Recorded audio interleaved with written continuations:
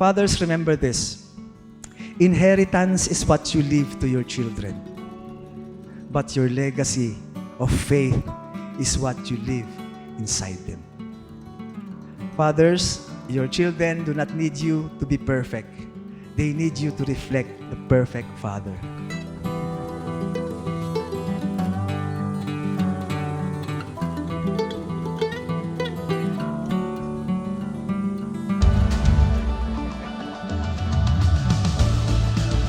Good morning, family! Naku, walang narinig ang aking pamilya. Good morning, family! Woo! Happy Father's Day! It's good to see everybody. Welcome again to Good News Ohana 11 o'clock service. It is our continuous prayer and declaration that as you continue to join us in prayer and in worship in our services, that the fullness of God's grace will be revealed to you and your household. Sabihin nyo, I receive that.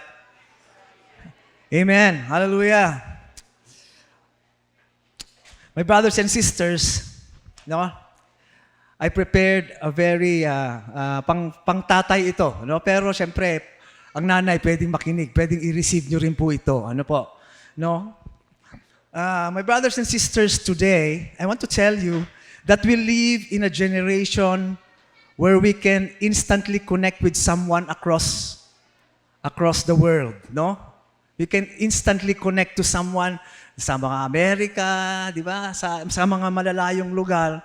Yet, the truth is, many struggle to connect deeply with the people in their homes. Totoo po ito na nangyayari ngayon, no? Nangyayari po ngayon. When I ride a jeep, sino po dito ang sumasakay sa jeep?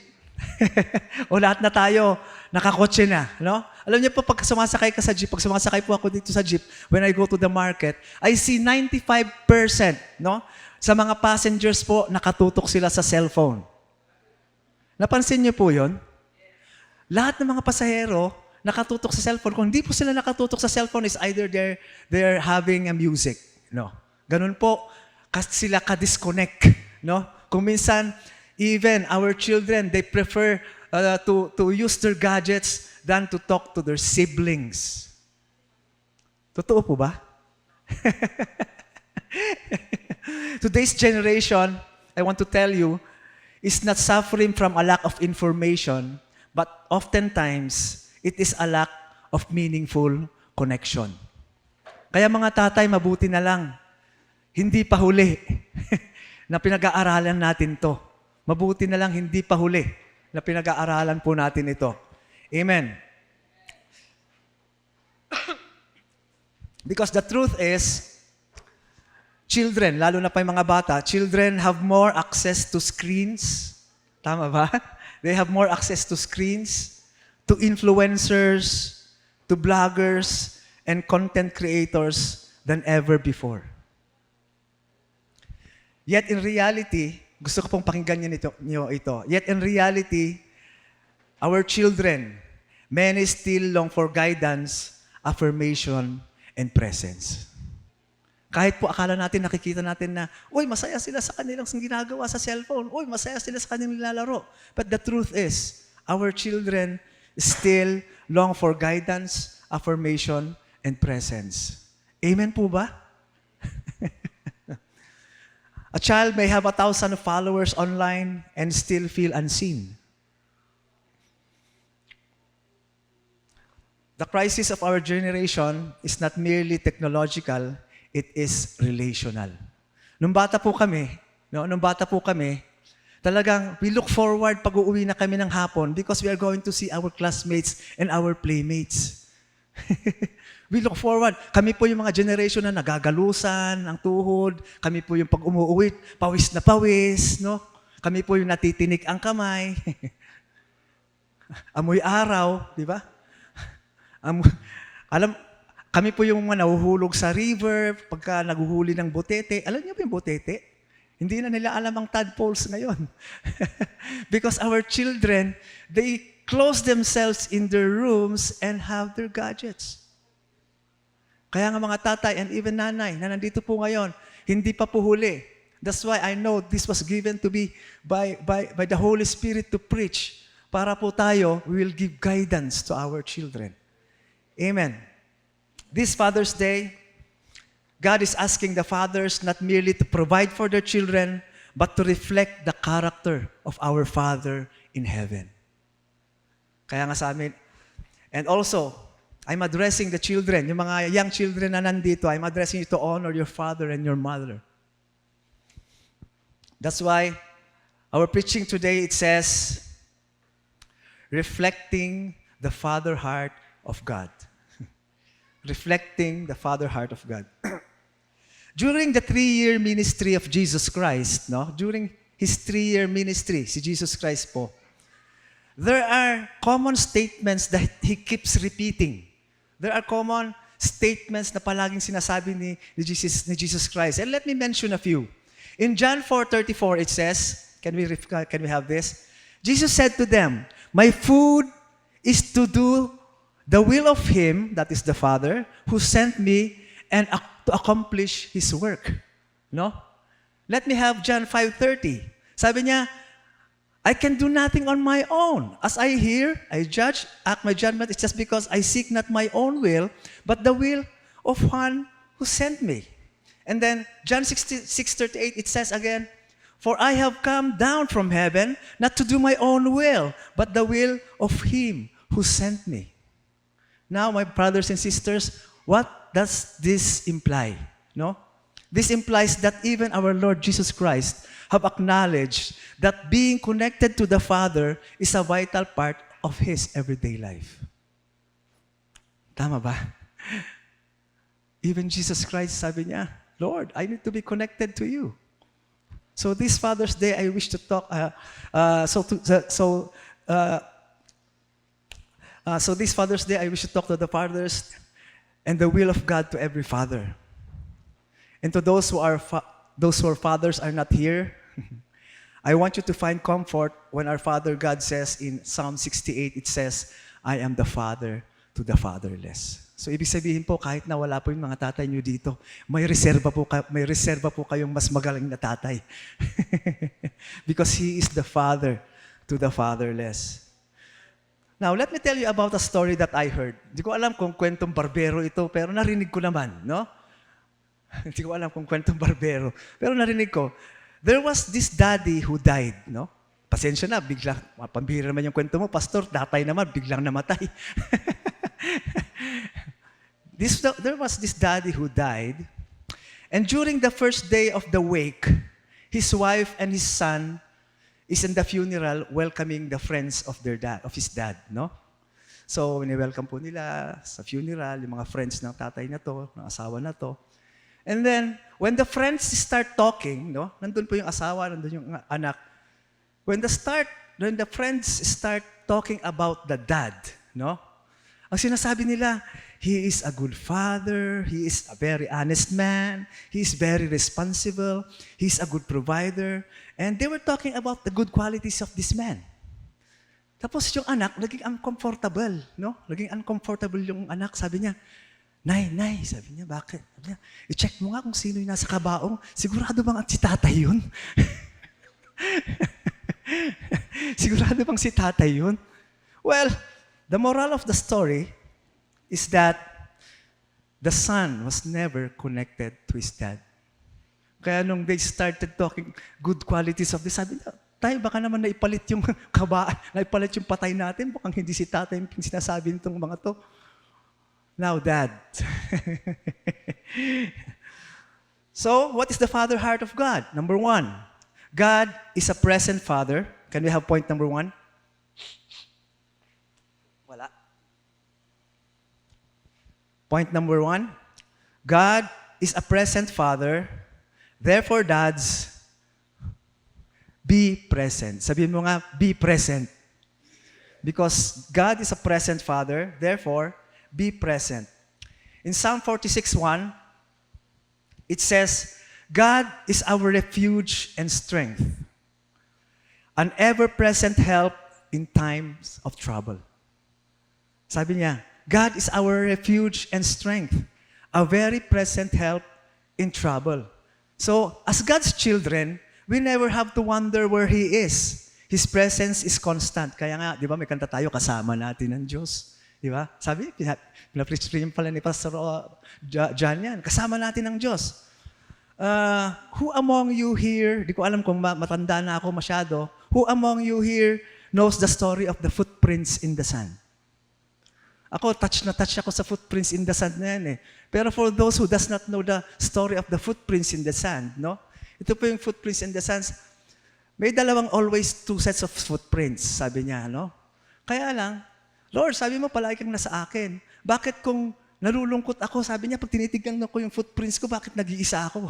Iisa lang yung footprint. Sabi niya, pagka times na I'm down, times that I have problems, times that I have trials, yung isang footprint lang nakikita ko, ibig sabihin din, Panginoon, iniiwan mo yata ako eh. Pero sabi ni Lord, hindi. Sabi niya, kaya nakikita mong isang footprints yan, the times that you are having a bad time, sabi, that's the time that I'm carrying you. Kaya meron lang isang set of footprints. Kasama po natin ang Diyos. Amen? Hallelujah. And even King David, no? Si King David is a shepherd, no? Bata siya, ang orientation niya is a shepherd, no? And even King David says, I will fear no evil, for you are with me. Your rod and your staff, they comfort me. Naintindihan ni yan? Naintindihan ni David yan. And he said, for you are with me. He knew God is always with him. Well, there was another story that I heard, no? There is a story I heard about a father who spent thousands of pesos buying the latest iPhone for his son. No? Talaga nag-spend ng thousands of pesos. And the son was so grateful. No? Saya ng son. Then, but one evening, sabi nung anak, Dad, can we talk? Dad, can we talk? And the father's reply was, not now. I'm busy. Not now, I'm busy. So years later, the phone is gone, it is outdated, and it is forgotten. But what remained in the memory of that child is the father who was unavailable that time. Children often don't need a better device. They need a better connection. Amen. They need a better connection. And the greatest gift a father can give is His presence. Sometimes, for me, there are two occasions that I am doing away. There are two occasions already, no, that I am doing away with my cellphone, no. Talagang pagka yung mga okasyon na to, talagang ang cellphone ko hindi ko pinapansin. First is when I'm with my family in a vacation, I do away with my cellphone. And second, it is when we have our Sunday services. I put my cellphone there. Hindi ko alam, hindi ko tinitignan kung sino ang nagte-text. Hindi ko tinitignan kung ano yung messages sa akin. You know why? Because I just want to go around and say hi to everybody. What do I need them for when I'm already with the people who are very dear to me? No, pag linggo, bakit ko pa kailangan yung cellphone ko kung kasama ko na lahat ng mga tao who are very dear in my heart? Amen? Kahit ma-disconnect ako doon, basta connected ako sa inyo. Amen. Number 2, gustong-gusto ko to. Number 2, God speaks identity. Palagi po namin tinuturo dito yung identity. God speaks identity. Therefore, fathers speak life. Amen. Sino po dito ang walang ID? Sino po dito ang walang ID? Alam niyo, sa barangay, when I was sa Kagawad, naaawa po kami sa mga taong walang ID. Kasi hihingi sila ng ayuda. Siyempre, pag humingi sila ng ayuda, nasa barangay yung ayuda. Ngayon, tatanungin nila, saan yung ID nyo? Taga rito ba kayo? Siyempre, pag wala silang may papakitang ID, hindi namin sila mabibigyan kasi hindi namin alam kung kabarangay ba talaga namin sila. Where is your ID? Sino ka? Saan ka nang galing? your identity, no? In the same manner, in God's kingdom, you should know your identity. And your identity should be what the Father is telling you about you. Amen. Your identity should be what our Father is telling about you. You are loved. Sabi mo nga, I am loved. I am forgiven. I am free. I am blessed. I'm never alone. I am an overcomer. I am righteous in Christ. Yan ang identity natin.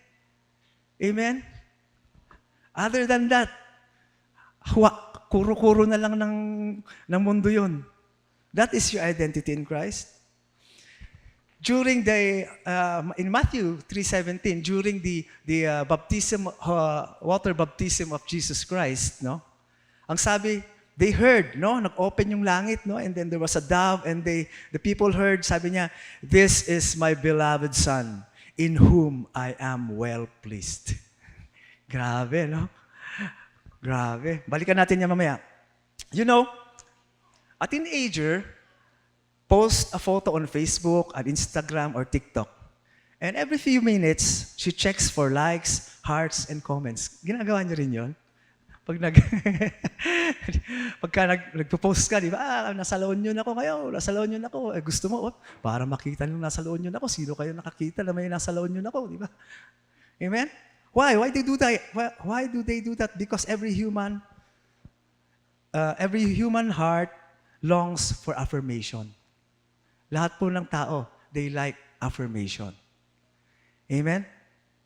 Many young people today are trying to discover their worth through social media. But I tell you this, one sincere affirmation from a loving Father can outweigh hundreds of online compliments. Amen? Actually, this happened to me. After nung Kids Praise, di ba katatapos natin yung Kids Praise 2 weeks ago? After Kids Praise 2 weeks ago, my son Cody, sabi niya sa akin, "Papa, did I do good? Did I do good?" Sabi niya. Araw-araw ko po siyang kasama itong young man na to, si Cody. But he asked me that, "Papa, did I do good?" Ibig sabihin, nagkulang ako ng compliment. Kasi he really did good. But he wants to hear it from me. Naunahan niya ako. Sorry Lord, naunahan niya ako eh. "Papa," sabi niya, "did I do good?" "Yes, you did," sabi ko.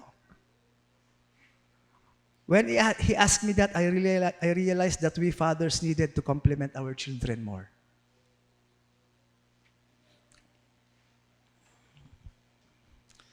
Imagine a father saying, "You don't need to prove your value.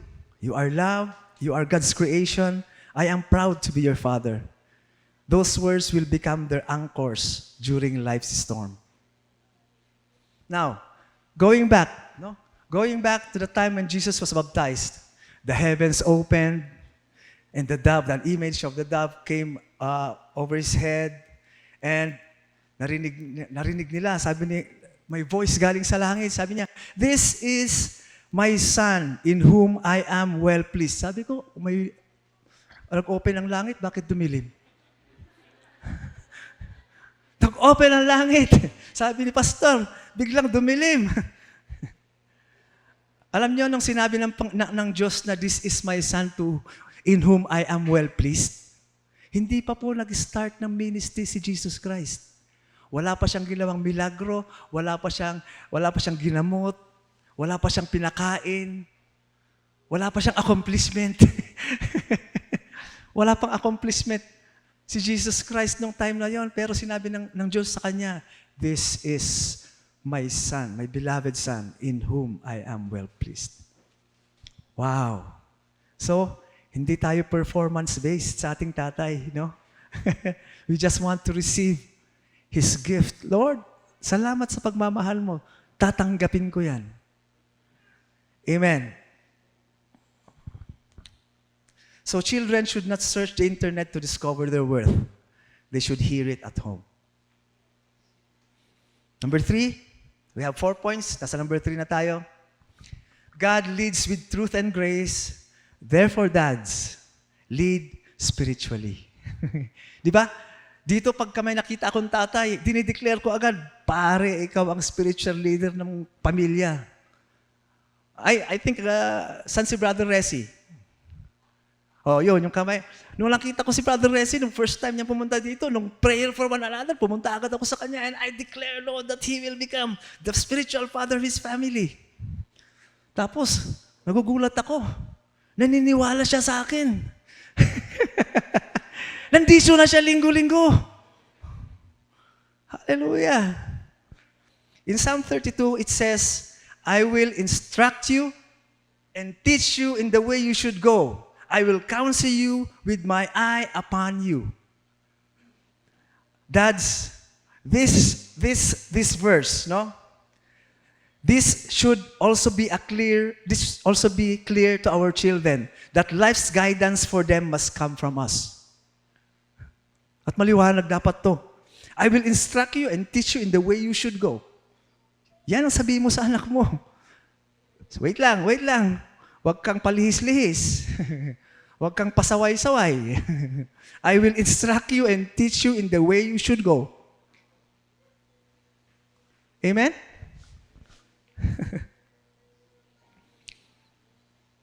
Many parents carefully monitor school grades. No? Kung minsan, ginagawa natin masyadong competitive ang mga anak natin. School grades, sports, performance. A father may know his children's favorite YouTuber, favorite game, and favorite celebrity, yet never discuss faith. So sometimes, or oftentimes, I suggest that they must see us praying for them. Amen? Let's ask them, how is your walk with God? We are blessed here in Good News Ohana because we see families coming together to worship and join our services. And one of the factors, no, that Pastor Ed, and Vino is seeing why is this happening is that because the fathers are setting examples to their households. No, Maynard, okay ah. Ginanong ka agad ni Melanie, no? And this is our personal testimony. Apat kaming mga pastor nyo dito. That is our testimony. Lahat po ng household family members namin, they're serving in the ministry. Because, sabi nga ni Pastor Ed, nung na-ordain na pastor yan, sabi niya, my children should see me serving the Lord. Ngayon, nakita mo si Sam, si Ate Cindy, and Tom. Si Tom nandun, si Sam tagabuha, si Ate Cindy nandyan sa likod. Mamaya, madidiscover niyo kung anong ginagawa nila dyan sa likod. Bakit ba kayo nandyan? Amen. And as your pastors, ito yan po ang personal testimony, man. I want to tell you this, dads. Spiritual leadership does not require a seminary degree. Equally important is that it is seen in our lifestyle. Kanina nga kausap ko si Pastor Paulo, sabi ko, Pastor Paulo, kailangan sabihin natin sa mga tao natin, ingatan natin ang mga testimony natin. Sabi ko, naalala niyo yung sabi ni Pastor John? Pag nagda-drive ka minsan, nawawala yung testimony mo, di ba? Pag nagda-drive ka, bakit ka ganyan, di ba? Grabe, no? Si Pastor Ronnie, no? Was a taxi driver. Yung Ilocano pastor natin was a taxi driver. Tapos kinat siya ng kanyang fellow taxi driver. Sabi niya, para ikaw talaga, gantong gawin niya yun. Sabi ng pasahero ng taxi driver sa kabila, Pastor! Hallelujah! So it should be seen in our lifestyle. Sabi ko nga meron kaming grupo na AMBCM, Association of Metro Baguio Ministers. Ganun ba? Christian Ministers, no? And doon, hindi naman association ng mga pastor ito, pero doon mo nakikita, kung minsan, if they will, kilala mo ba si pastor ganito? Yan, kasi ganyan ang usapan doon, mga pastor eh. Tapos, ang sagot ng iba, ay, yun! Ang hirap ng ganun. Ay, si pastor na yun! Huwag sinabi, nako, nakakahiya yun. Di ba? Kaya sabi ko, we have to take care of our testimony. Pag sinabi yung pangalan mo at ang comment nung kakausap niya ay yun. And number 4, last. Gusto ko to. God reveals Himself. Therefore, dads, leave a legacy. Amen? When I say God reveals Himself, what I mean is that He wants you to discover all of Him. Alam niyo yung apo kong maliit, no? Pag kinikiliti mo yung kanyang, pagka ginagano mo yung leeg niya, parang tawa ng tawa, tapos parang sinasabi niya sa akin, take all of me, take all of me. Kiliting-kiliti siya, no? Ganon rin po natin, ang tatay natin gusto, ganon natin siya ma-discover. Have you noticed that God has many names? Na-notice nyo ba? That God has many names? It is because He wants you to be a part of, He wants to be part of your everything. Amen. In Matthew 10:30, no, wala, hindi niya may flash to. Ano? In Matthew 10:30, I am amazed with this verse. Sabi niya it says in Matthew 10:30, He knows the numbers of your hairs. Si Vino, may son, no? Siyempre, hindi naman obvious na mas kukunti ang buhok niya. Pero never kong binilang.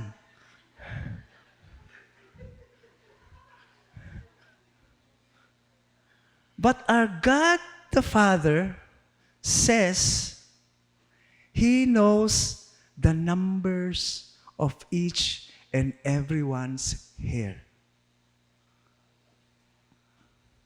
Wow. Grabe.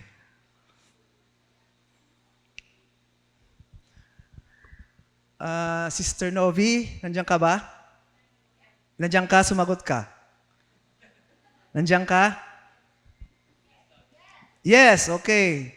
Sinubukan mo na bang bilangin ang buhok ni Brother Igor?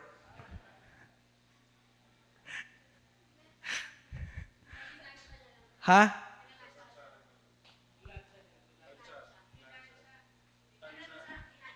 Plinansya lang niya. Brother Igor, grabe, pinaplansya pa yung buhok mo? Tansya. Tansya, sorry. Mali. Sounds like, okay. Akala ko pinaplansya. Tumayo ka nga, Brother Igor, para makita nyo kung paano plansyahin yung buhok mo. Oh, praise God. And that is how our God personally knows us. No? That is why when Moses asked God, sabi mo, palalabasin ko. Ano? I will free your people from Egypt. If the Pharaoh will ask, who sent me? What will I say? Sabi niya, tell him, I am sent you. Because God's character is, I will name a few. Elohim, God is our creator. El Roy, God sees you. Jehovah Jireh, He is our provider. Jehovah Rapha, He is our healer.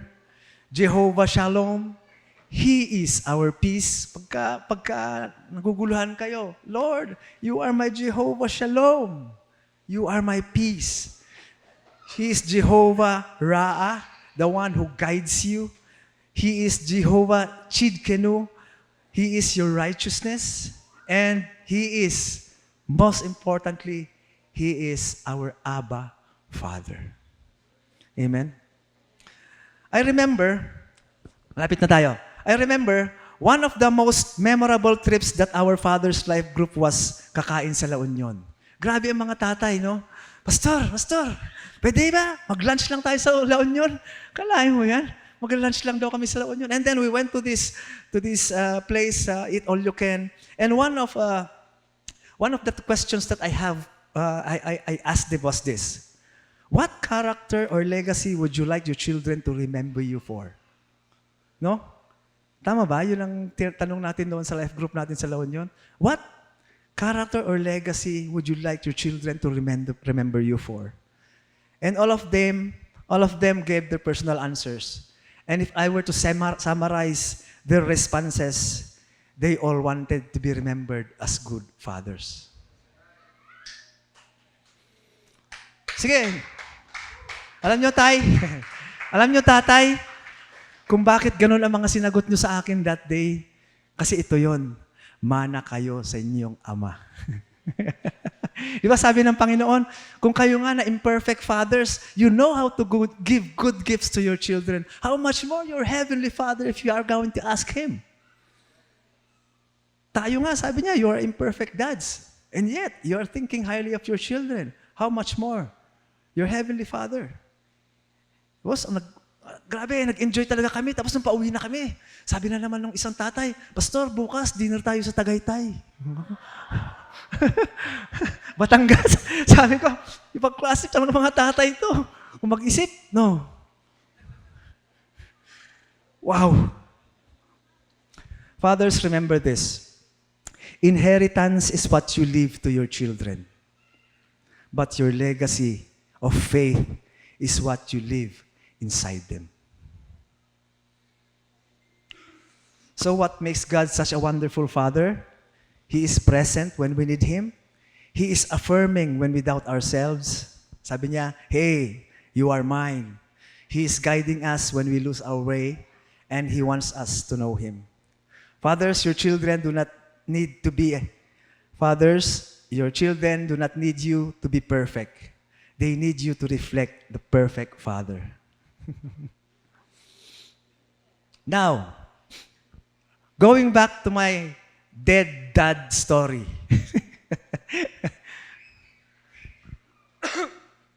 When we leave, Daddy, when we leave Earth, no? And we are going to be there. No? Lahat naman tayo pupunta doon, no? We're going to be there at our funeral, no? I hope our children will say, yes, that's my father in there. Pag sinabi nila, magaling tatay na yan, mabait yung tatay na yan, good provider yung tatay na yan. I hope our children will say, yes, my daddy, totoong yan ang daddy ko. My father was not perfect, but through His presence, His words, His faith, and His love, I learned something about the Father heart of God. Then I believe, pag nangyari yan, dads, we have accomplished our mission. Amen? Dads and moms, may natutunan ba kayo? Praise the Lord! Can we give the Lord a clap offering? Lord, we thank you. Hallelujah.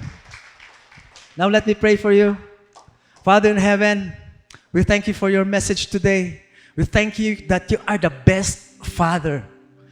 Lord, we continue to receive the gift that you have given to us. We receive the gift of life because of your Son, Jesus Christ. Lord, we want to rest in the finished work of Jesus Christ. When He said that it is finished, Lord, we want to receive all the blessings, all the forgiveness, all the love that you have for us, or the favor and blessings that you have for us. Thank you, Lord, that you said that you are you will not leave us nor forsake us, but you will always be with us. We thank you, Lord, that you are our provider, our dad, and I continue, Lord, to declare in this congregation now that they are blessed, favored, your protection and your provision will always be with them. Salamat, Lord, that wherever they set their feet upon, your blessings are overtaking them. Thank you, Lord, that you are a good Father. That's who you are. And we honor you and we give you all the glory in Jesus' name. And everybody says, remember, family, wherever you go, you bring good news. Let's have fellowship.